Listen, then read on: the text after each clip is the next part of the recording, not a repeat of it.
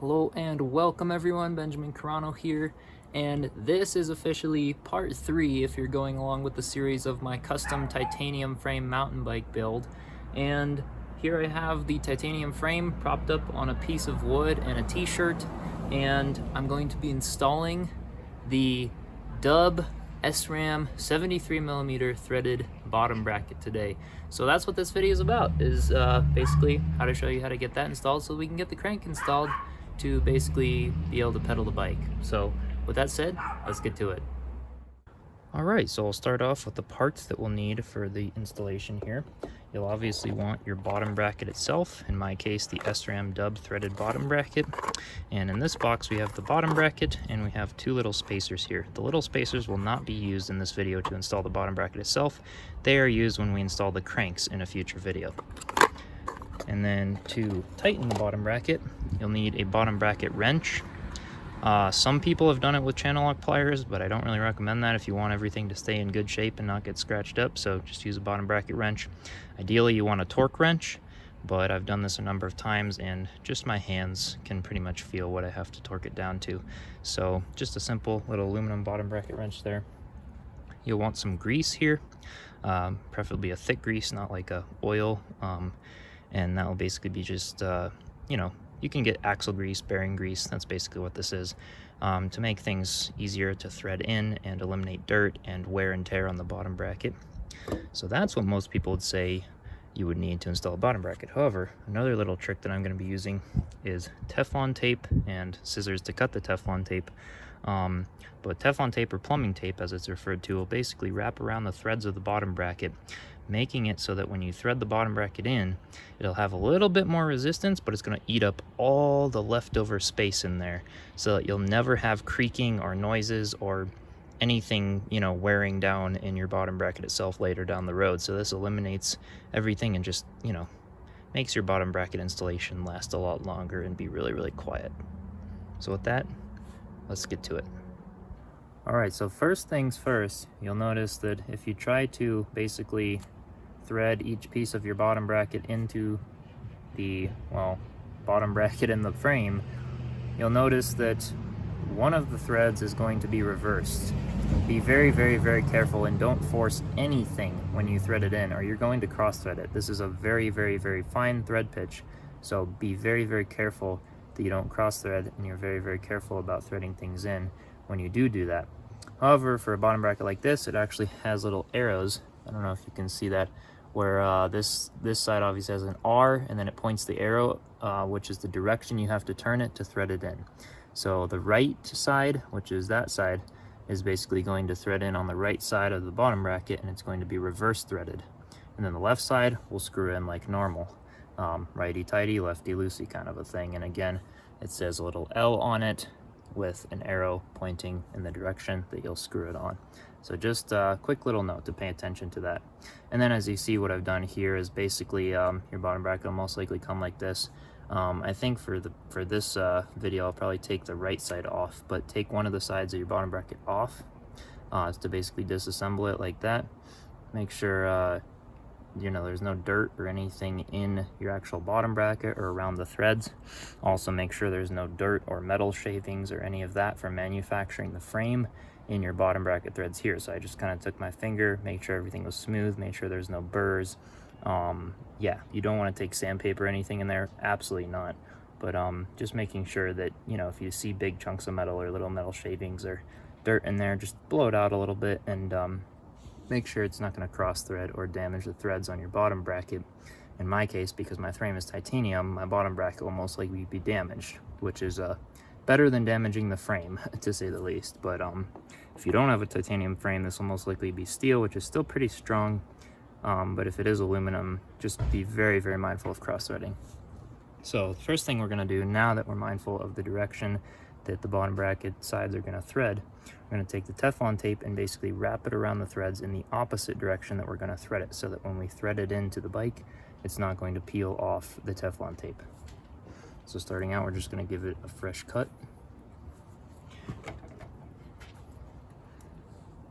And this might be kind of tough. I'm outside with a very light breeze, so it's kind of like blowing things around right now, but that should work.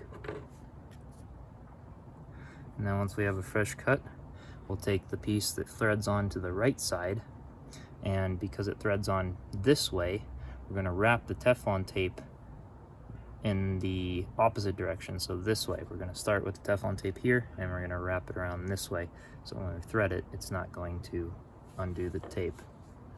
So I'm just going to pull out a little piece of tape here and put this video probably in fast motion because I'm going to take my time with this, ensuring that I have a nice even layer and there's no bunching in the tape or any of that, or that's going to be really, really tough to thread it on.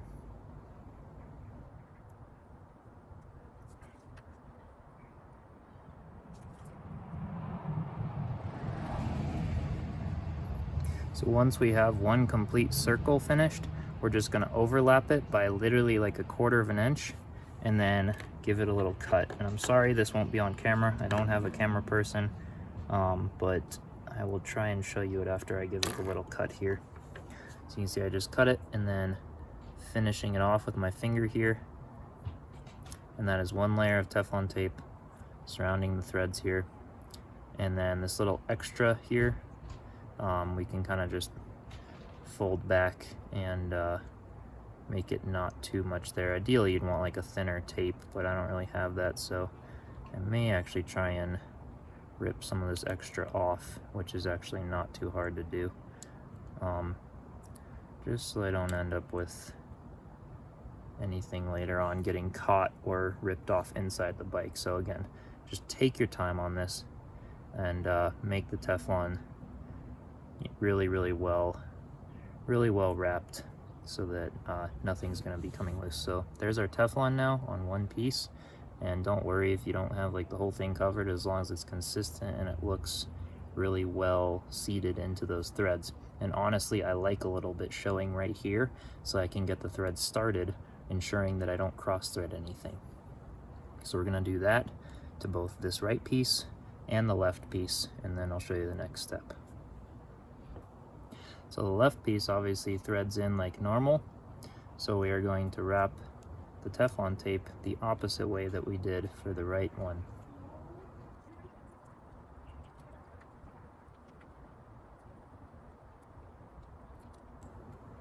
And if it messes up and the whole end gets a little bit scrunchy, just give it another little fresh rip and start again.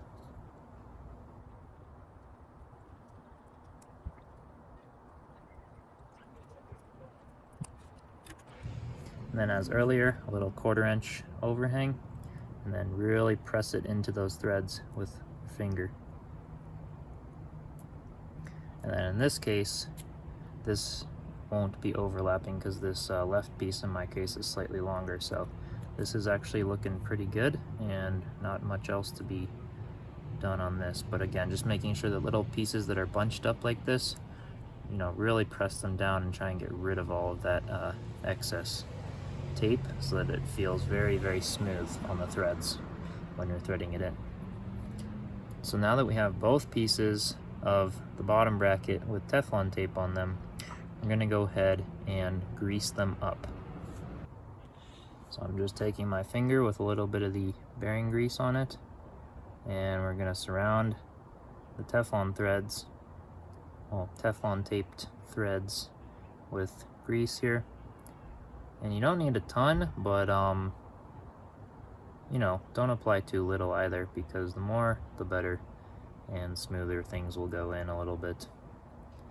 So that looks nicely greased up. Don't worry if you get a little bit excess in places. That'll be cleaned up after we actually install the entire bottom bracket. Another thing I didn't mention, get a little paper towel or tissue or something to clean your finger and clean things up, because we don't want to get super messy with the build. So I'm going to do that to both the right and the left threads.